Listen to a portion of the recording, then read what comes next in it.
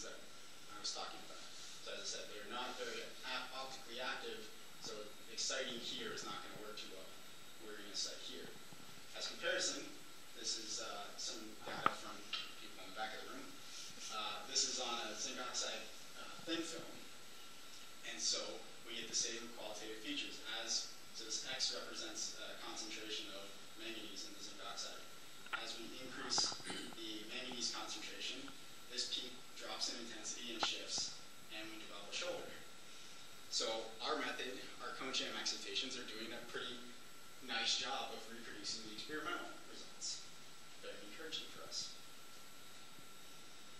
So, moving on to dynamics, I should say, the starting point for our dynamics was picking the state under this peak with the highest oscillator strength, and that was our initial state for the dynamics. So what we have here, I've plotted the population of those three charge transfer states that's in the band gap that I talked about earlier, and then also the ground state. Okay? And what we have is that our charge transfer state forms really fast. So you can't really see the numbers here, but this scale goes from 0 to 30 femtoseconds. So within 15 femtoseconds, we've essentially achieved population in the charge transfer state. That's the good news. We form it very quickly. The bad news is this decays over about a picosecond.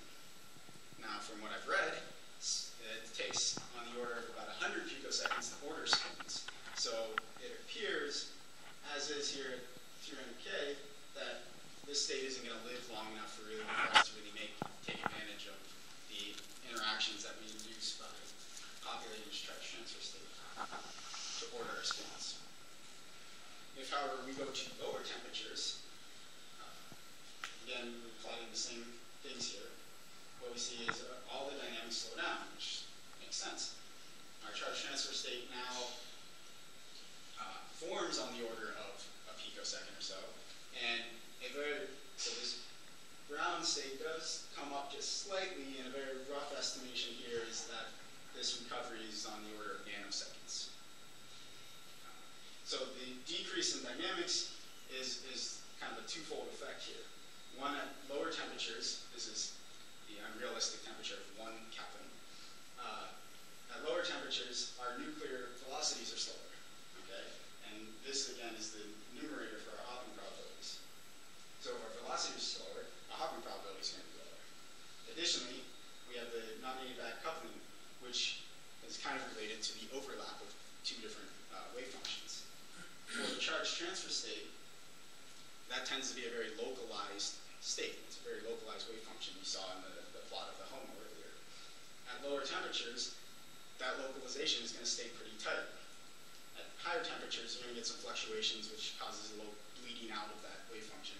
And so at higher temperatures, you expect larger overlap and larger coupling. At lower temperatures, smaller overlap, lower coupling. So we kind of have two factors that are going towards slowing down dynamics.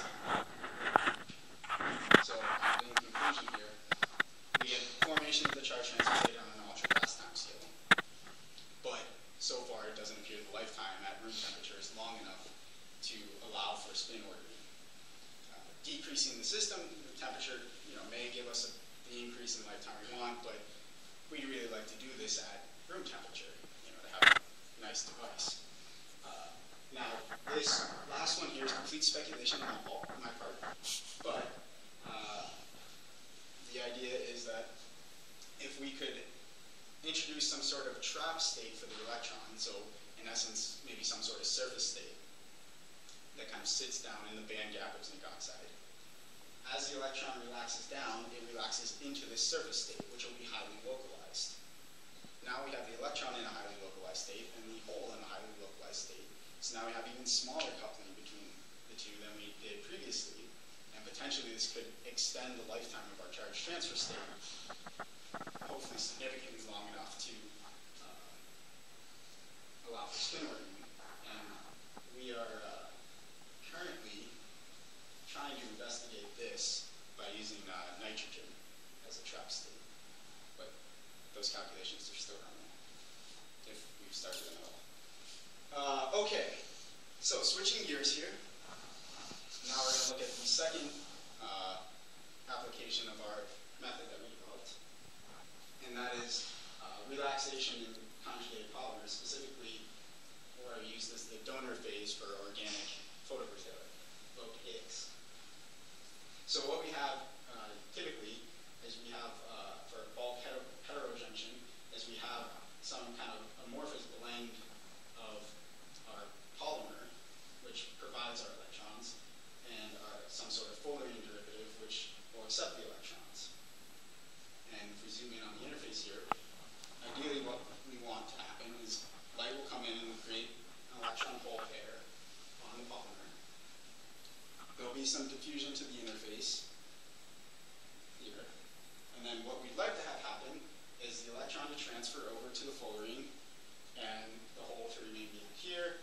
We've separated our charges, and now if they go out to the electrodes, we've made a current, and we can actually transform that optical excitation into electrical energy. That's what we'd like to have happen. Very difficult to actually achieve.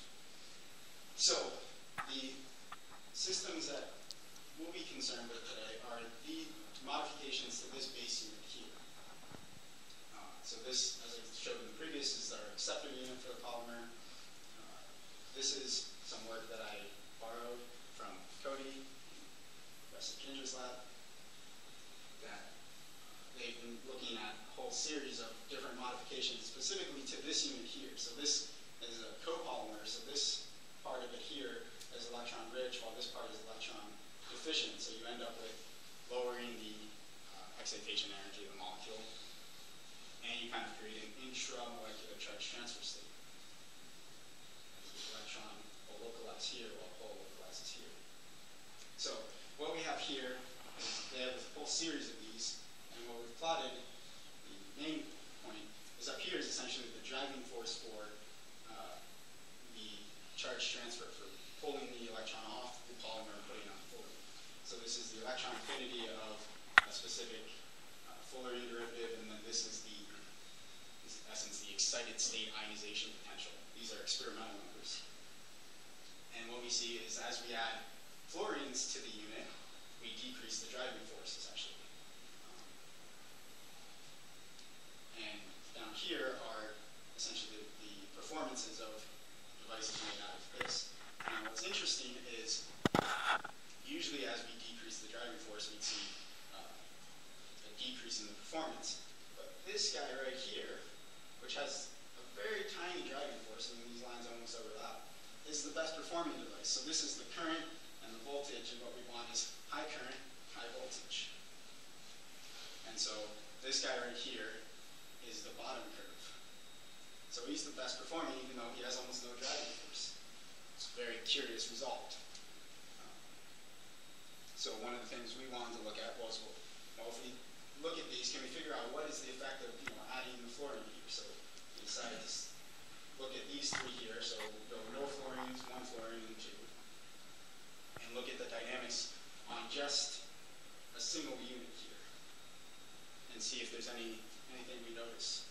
And so for these calculations, we used this basis set and functional combination. And again,